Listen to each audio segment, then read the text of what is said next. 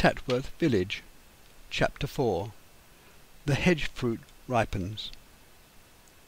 In August, all along the field edges, the fruits ripen. The summer thunder and lightning passes overhead, leaving the sudden rainstorm soaking the banks and ditches. The garden tiger moth dances past the river, and the heat of the August sun entices the moth to spend some time near the water and nettle bed, not far from the bank. The docks have almost gone to seed, and the purple and yellow loosestrife lining the bank give accommodation to the bittersweet, which wraps its tendrils round their stems. And just as I turn away, I notice a small frog crawling out of the water to disappear under a rotting bough. No chance there for an easy meal for the passing geese, preparing to migrate to more distant climes, the river giving a temporary resting place as they land in a flurry. The countryside looked particularly beautiful, giving a warm glow to the local elms, given a three-dimensional effect emphasized by the purple-coloured distant hills. The recent heavy rains battered the thistles, knocking down off their heads and giving an invitation to the large black slug making its way amongst the vegetation. The last drops of rain, glistening like diamonds on the blackberries, slide off onto the ground. The radio forecasts a spell of fine settled weather.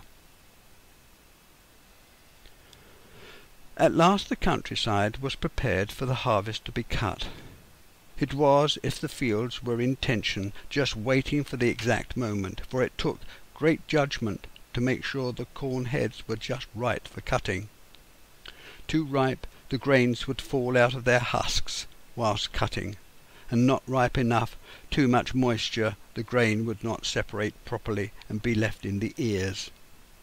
It was now a question of a few settled days of good weather. Harvesting was not just for the farmer and his field crops, but went on in the hedgerow, attended to by his wife, also part of the rural life, habit and custom. Now the stage is about to be set. The farmer has chosen his moment well. The latest weather forecast, plus a final check of his fields, tells him that the harvest moment has arrived. He enters each field and checks between the crops' leaf nodes, the swellings where a leaf joint shows, for a slight greenness to show. It's just right. Perfect for harvesting. He returns to the farm to tell his men. The spare farm labourers, their friends, women not engaged in housework, and we children would turn out to help. The men were all clothed in old Sunday best suits, much used and baggy, hitched up with string and wearing a waistcoat. Workers of the period, whatever calling, hedging, ditching, thatching or sowing, wore the same outfit, come summer, winter, sun, wind, rain, cap, navy, black or pinstripe jacket, rarely taken off, trousers held up with bracer and belt, collarless shirt, waistcoat with looped chain, and leather hobnail boots, and under them all a pair of long johns. Their wives wore voluminous skirts, petticoats, pleated blouses, sleeves either rolled up or buttoned at the wrist with pinafore or apron, with scarf or shawl in winter. No one ever wore a jumper or cardigan except us children. I remember much speculation about timing, order of which field to be cut, and workers to be engaged. The atmosphere created by a number of people involved, and the noise and clatter of horses moving about. It was after all the culmination of the year's work, and meant a great deal to everyone in the village. The reaper now, thoroughly serviced after haymaking, hitched up and ready to go. At first light the horses are groomed and harnessed up. Some fields were sown with wheat, which was grown especially for thatching, requiring longer stalks. When it became time to harvest, it was critical that there was some moisture left in the stalks, and explains why the farmer has chosen the timing by the trace of green at the leaf joint. One of the men would go round the field fagging, to cut an opening with a sickle, then the first swath with a scythe, swinging from side to side in easy motions, occasionally sharpening it with his whetstone. The object was to make the headland wide enough for the horse or tractor to get in without trampling down the corn.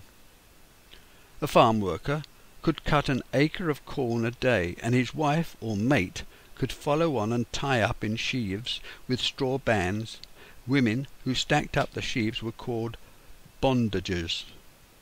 A great deal of farm work was performed as piecework, by casual labour. In the 20s the harvest was still cut and bound by hand with a sickle or reap hook, taking 4 men to finish an acre a day. Other cutting devices augmented the scythe. The reaping hook is an enlarged sickle, used to cut off the ears of the wheat and leave the tall straw standing. The sickle has a fine-toothed edge, whilst the fag hook has a step just below the handle. The blade and handle on different levels make to cut hedges or brambles without skinning your knuckles. The main excitement was when the mechanical reaper got closer to the centre of the field. The field of corn was reduced in size and gradually gave way to stubble, whilst my brother and I became more and more excited in anticipation of how many rabbits would run out from the centre. The plan was to chase and shout as loud as we could, for this confused the rabbits that ran down their holes, then out again. And this was what all the spare hands had been waiting for. Even Uncle Ken Larkham, who had a metal leg, would throw himself on the rabbits. Eventually there would be a pile that would be divided up, their legs laced together and strung out on a stick. And how proud we were when we marched home to present Grandma with our share of the spoils. If the drying was too advanced, the stalks would snap. The thatcher would take a quantity of straw, shake it out and spread it out and resort into a thatching bundle, and before delivery to the thatcher a part of the head or ear of the corn would be drawn off, knocked, rubbed by hand or shaken, allowing a small part to be left to give grip to the straw, so that it wouldn't slip when laid. A quantity of the thatch would be laid with the ears down and some ears up, to make the thatch laid even. The mower or reaper would then start to cut the grass or grain stalks, laying them flat on the ground. Men followed up, gathering the stalks together into sheaves, which were then about 16 inches in circumference, and pressing them close to their apron sides whilst they tied off the sheaves using twisted stalks or string to make a band. A good day's work for 3 horses was 10 acres, and for 1 tractor a similar amount. By this time, late morning, when the men had been at work for 5 hours, there was an easy stride to their work as they grasped another bundle of stalks together. All were sweating, clothed in just their shirt sleeves, with their waistcoats on, a watch chain holding them close about them. There would be shouted conversation and the occasional burst of laughter. It is as well the women were not there to hear their ribald jokes. The sun shines overhead, emphasizing the stillness outside the circle of workers, all looking forward to their lunch break. And over the hedge, in the horizon, a ridge of purple hills stand out against the white horizon. The air thick with dust, smelling of cracked nuts. The reaper continues circling the field, the flails flapping and the cutters chattering. The horse traces tinkle. Old Dobbin snorts, disturbing the rabbits hiding in the uncut centre. A flash of white, a rabbit darts out to find shelter in the hedge, little realizing he is one of the lucky ones to escape. It didn't take long for many of the women in the village to appear at the right time to start gleaning.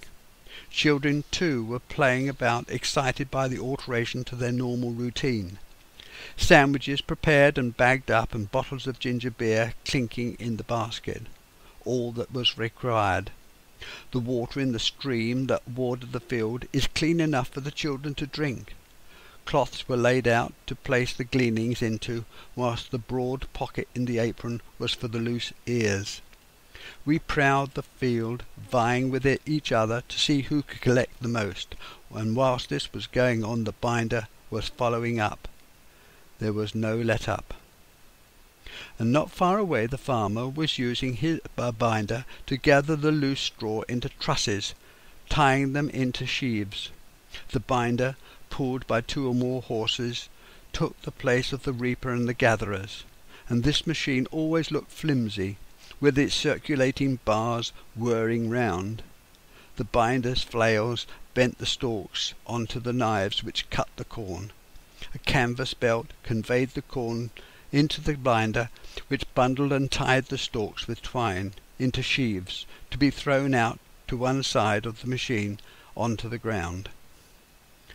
Whenever the first field was cut, the binder needed considerable adjustment to ensure the twine tied the sheaves properly, without breaking, and thereafter, once the team got into motion, more corn was cut and bound, ready to made up into stooks. The binder cut out hand-gathering and tying the cut straw into sheaves. It still needed, however, a team of men to stack the sheaves into stooks. 2 sheaves were held in either hand to prop against each other.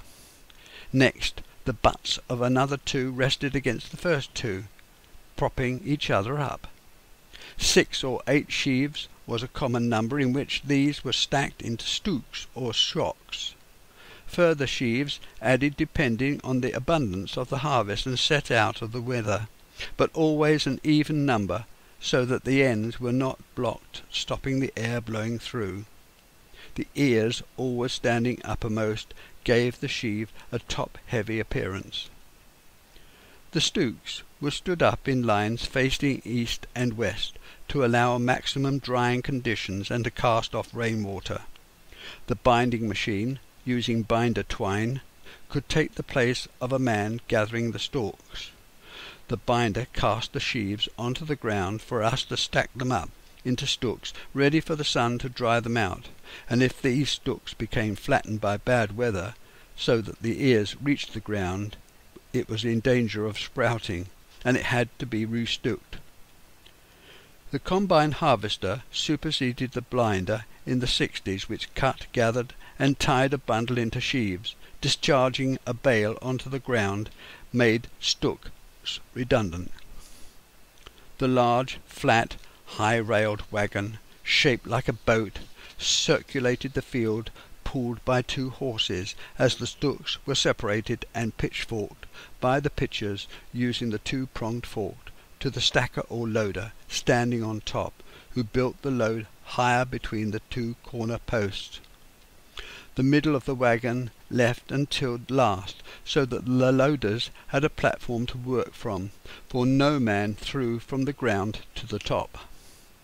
More often than not, there would be a number of wagons working the field. The horses, pulling the swaying and lurching wagons, trampled down the stubble whilst kicking up the dust. The lead horse, led by one of the pitchers, making its way either out of the field or to the next group of stooks. When fully loaded, the sheaves were stacked in various barns before making into a rick in the field, and every moment was vital to get the corn under cover before rain set in. In the 1840s, flail threshing and winnowing was done for 6pence a bushel. Other farms hand-flailed, but winnowed by hand machine, and by the 50s horse threshing took over, linked to a bar outside the shed that turned the flail.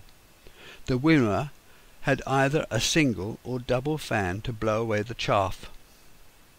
Extracting the seed with hummelers or flails was surpassed by steam-powered tractors linked to thrashers and loaders introduced in the 1860s, along with the fan tackles and the chiggers, which were supposed to divert the chaff. In reality they spread it everywhere, making the whole area a throat-blocking haze. Alice Chalmers tractors and combines, considered very advanced, lead to the Ransoms in 1930s threshing machines, towed wheeled threshers that made an enormous difference and hauled from farm to farm, until superseded by Massy Ferguson, and by 1941 a Massy Harris tractor cost £365 and a hay loader £48. In 1950 it was still possible to see a threshing gang working beside a steam traction engine. Steam engines continued to pull wagons after the war until the late 40s, whilst the steam road roller continued for a further 20 years. The threshing machine was due any moment, hired from the local supplier, and it usually came with its own team of men who were familiar with its workings. The decision to start threshing was a judgment made by the farmer. His starting point would be the price of flour, the position of his bank balance, and the gamble he was prepared to make on the state of the local economy. Usually the corn was thrashed in early autumn and early winter. If done outside, the state of the weather, or what was forecast, was the adjudicator, and it wasn't long ago that the flail was used mainly in the winter to give work when bad weather kept the workers from the field.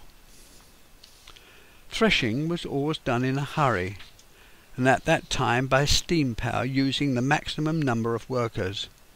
A full water cart was always to hand. It was no good finding you were out of water halfway through the job, having to close down the boiler. It was the farmer's responsibility to see that water was always available, and sufficient coal to hand. If local water unavailable, it was pumped from a stream or pond into the water tub. Welsh steam coal was shovelled into the boiler as gradually steam pressure was rising. The tall chimney belched the black smoke, and the whistle blew. At last pressure was reached. The great flywheel turned, and the piston rod jerked backwards and forwards, and the belt started to flap, and the speed regulator spun. The thresher started pulsating, humming its never-ending tune, as every piece of loose metal, associated bit of tackle, and worn bearing started to rattle and shake. One man started to go round the road wheels on the engine to hammer in wedges to prevent the engine from moving closer to the thresher, and another man wedged the thresher, and the idea was to stop the belt from slipping. Two men usually unrigged the sheaves of corn onto a cart, which in turn offloaded onto the elevator. The sheaves passed on the conveyor to the bond cutter, who cut the string or untied the band to release the stalks, which were then entered into the drum feeder. At the other end of the feeder, the now huskless straw was taken off the drum to be taken to the straw stack. The grain was bagged up from the side chute using the sack trolley in 200-weight sacks and loaded onto the grain wagon. 10 men often carried out the whole operation, the spent straw not always taken immediately to make a stack. Some farms would tie the straw into trusses using a straw bond, sewed on or ricked up. The husks left to fall onto the ground, and although the very action of the belt driving the action, the spinning drum and conveyor tended to blow the husks out, making a cloud of irritating, itching husks surrounding the whole operation, covering everything. From removal of the corn from the ear to grinding at the mill, as much husk was removed as possible, winnowing by using draughts of air by blower or fan. The threshed straw went to build the rick. This straw would be animal feed for the winter, and cut out of the rick by the fogger, using very long and broad hay knives to cut away a truss, bound and carried to the field. Unused ricks, which were surplus, were broken down and spread onto fields to be ploughed in or cut up to make manure heaps, and about this time the ditches would be dug out and reshaped. Ricks could be either round or square-sided, with or without end hips. They were built closely in the rickyard, reasonably close to where the animals were to be fed, near to the chickens to nest, feed and lay. If likely to be infested with vermin, the rick would be built on saddle stones, mushroom-shaped stone or iron, to prevent vermin from getting inside the ricks. If not, the base of bundles of brushwood laid to allow air to circulate and keep the straw or hay off the ground to prevent rotting. Once the ricks were built up, the top was thatched, and at the turn of the century this would cost the farmer 2 shillings for 5 hours' work. At the same time the ricks were being built, the swedes and mangors made into heaps, clamps, and covered with straw and earth to keep them off the frosts. Potato clamps were specifically for humans, although, if sufficient, at the end of the season, they would also be fed to the pigs. Both these root crops were used as winter feed for the cattle. In the winter, cattle food was not just thrown on the ground, but placed in large wooden troughs and hay racks. The carters, stockmen, and shepherds were expected to administer to their animals when they were ill.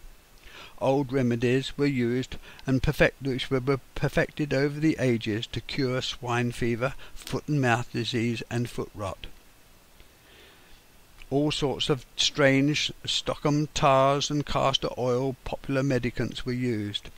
The only animals to be kept in close confinement were pigs.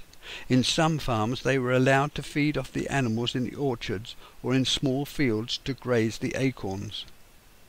Very often, particularly for hops and soft fruit, townsfolk would descend on the farms to do casual work, staying in purpose-built wooden huts.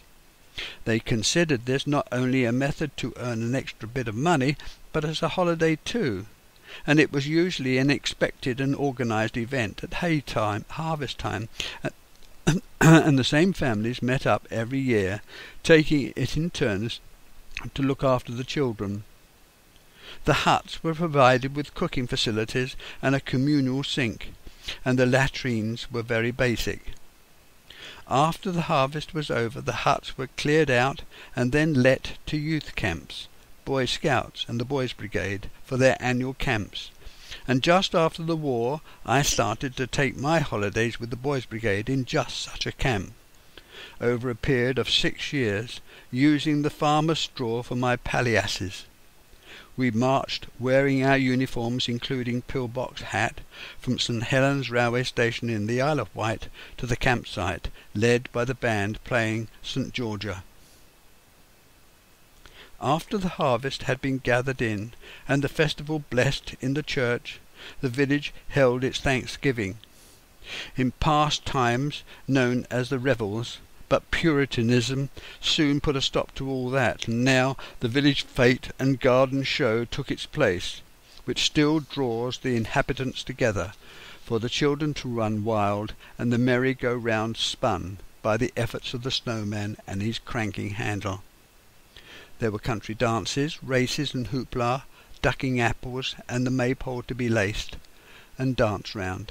However trivial it may seem, it was planned for, looked forward to, and continually remembered. A demand was now made on Bradfords' warehouses for coulters, ploughshares, and dung forks, as the crops were cleared from the field. Dung was tipped in piles across the fields and old ricks broken up and interspersed too, ready for ploughing. It was the time for the stable hands to start repairing the harnesses and put right all those forks with the carts and wagons. The morning started bright and clear. It was the most perfect September day.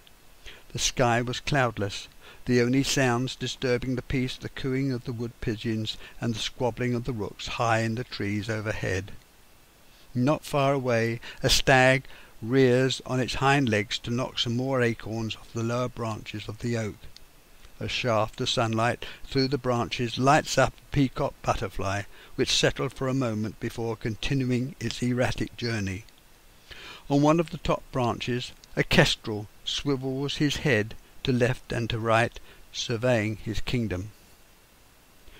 The wet grass from an overnight shower sparkles, and thousands of small cobwebs glisten from tiny water droplets that shimmer in the sun, and gradually the morning mist lifts from the ground as the sun warms the air. Piles of newly dug soil advertise the underground run of a mole, and autumn has begun. We put aside all the thoughts of how well Somerset is doing in the cricket league. The football season is upon us. The countryside now changes. The sun is still hot, but comes to us lower in the sky. September kicks in with a sudden chill and makes one reach for the jumper. The ground begins to show the first scattering of fallen leaves. They are in a variety of browns, reds and oranges, blowing about the ruts, rustling and chattering as they pile up. The dewy grass, covered with early morning webs, soak my shoes that are not waterproofed, giving me wet socks again. The acorns and fallen twigs let crunch underfoot. The humming and the squawking wildlife quietens as day by day their food becomes more and more difficult to find, and finally the blackbird and song thrush leave for warmer climes. Tomatoes are starting to ripen outside, and the potatoes, onions, beans and marrows become staple diet. The weeds keep coming. It's a full-time job to keep on top of their growth.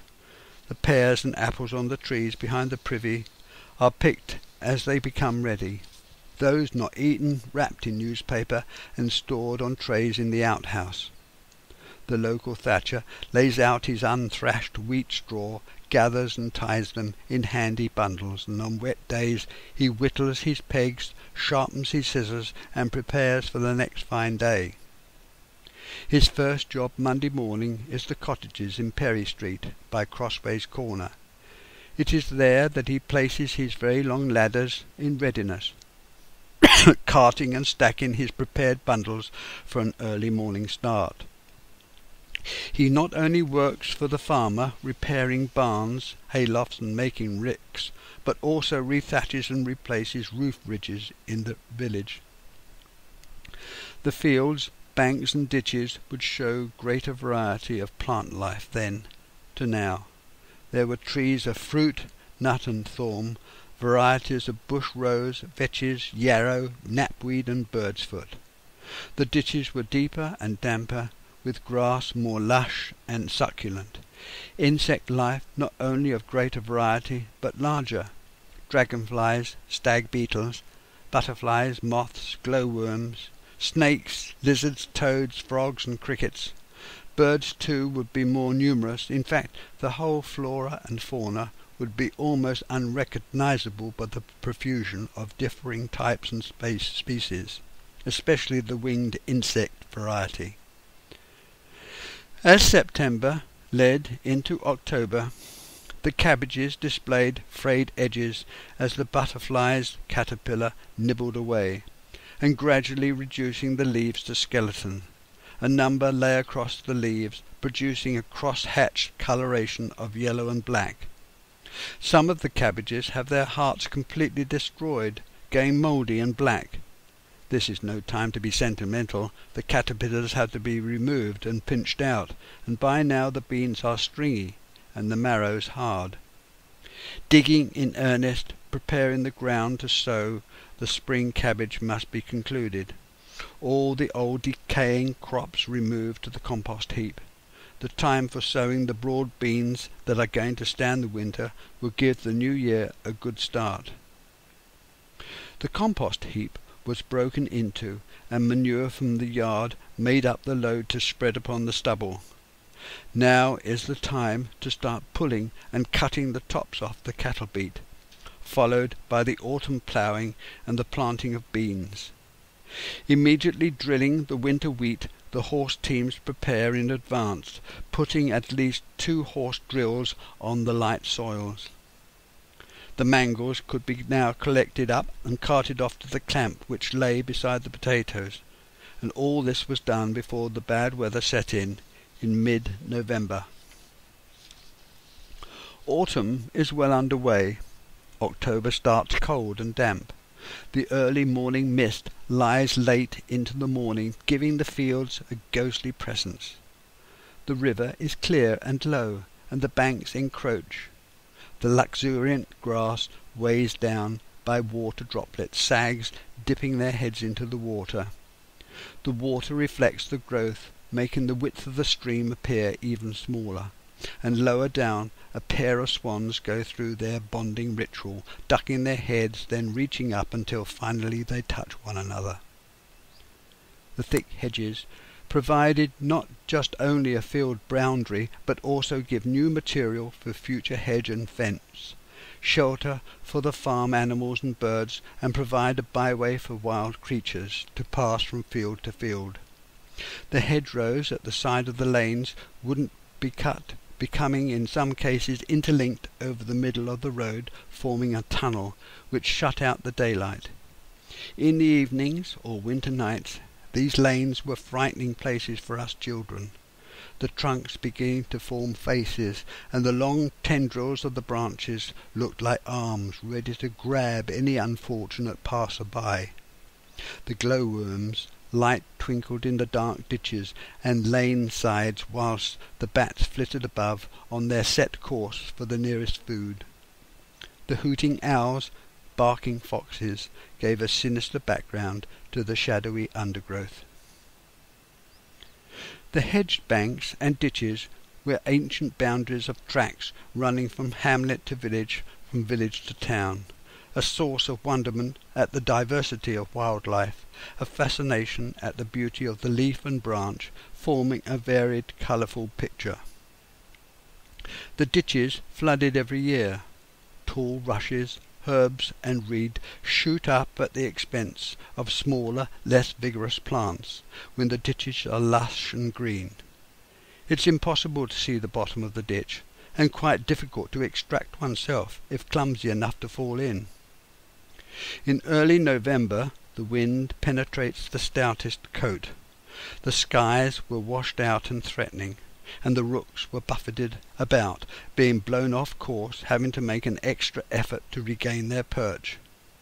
They complained, creating a tremendous racket, and when they took off to find food they swept over the fields in gigantic swoops, soaring upwards again to gain height and then down, almost plunging into the ground. They seemed to keep this up for hours, almost as if they were at play. And halfway through the month the better weather arrived, and a walk by the river revealed a wider stream bed, now that the dead and dying vegetation had rotted and fallen away. The trees were beginning to look bare. Half their leaves had fallen. The reeds with their yellow stems and black rotting heads were flattened by the wind, lay in the river, the fallen leaves clogging their matted remains. The warm weather never lasted long, for the rain settled in again, turning the roads into glistening rivers of black ink, gurgling down the drain leading to the river. Now the mornings were frosty, quickly thawing out to leave just the shady areas icy on dead leaves and limp grass. The river changed again by reflecting browns and ochres. It's going to stay that way for some time to come. Back at the cottage work continued. The war had not changed the routines of life one jot. The butter factory near Chilston Common took over the mantle of chief employer after the net-making industry had suffered yet another poor year. My grandfather and 2 uncles cycled off in December, as they did every morning with their sandwiches and tea can over the handlebars of their ancient bikes. They both wore cloth caps, faded jackets, open waistcoats and collarless shirts, and spoke in the traditional way of Somerset folk, punctuating the conversation with a fair sprinkling of I, bain't, 'twas, 'tis, thou, tain't, thee, and bin, law, catch 'em, take 'em, theeself, thyself, and girt, ease, and zis, and use, all in a kind of spoken shorthand, and quite difficult to follow. It was as if the language was only made up of vowels. The early mornings were crisp, the frost glistening on the roads. The forecast is 2 days of rain and sleet, followed by strong winds. The river is high and unusually brown from mud washed down the stream, and last week rain has made the current strong as the water rushes over the stones swept down from higher ground. And once again the moles have been active on the grassy bank. Every so often the brown earth was thrown up into soft crumbly piles, and out of all the greenery left by the winter's blast the ivy remains bright and vibrant. The flowers of pale yellow populate the tops, and by the end of December the berries will be very dark green. Also looking strong but not as colourful is the holly, with its many branches of bright red berries declaring a hard winter. Should look a picture pinned to the beams of the sitting-room, along with the mistletoe from the oak in yonder field. There is just time for Grandad to plant the shallots before he sits down to the main meal of the day, and then off with his sons to the Pop-In, known before 1927 as the Country Hotel. This, the local pub, was the meeting place for most of the local village men, and this was where they played darts, shove-halfpenny and dominoes until about 10, when they returned home to sit by the fire, play cards or relate the local gossip to Grandma. After Christmas, when all the festivities were over, the farm workers tried to keep indoors, or at least stayed close to the barns where the seed barley could be thrashed.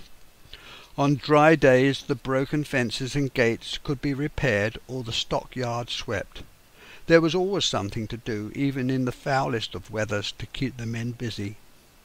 At Rosalie Cottage life got back to normality after the Christmas jollities were over.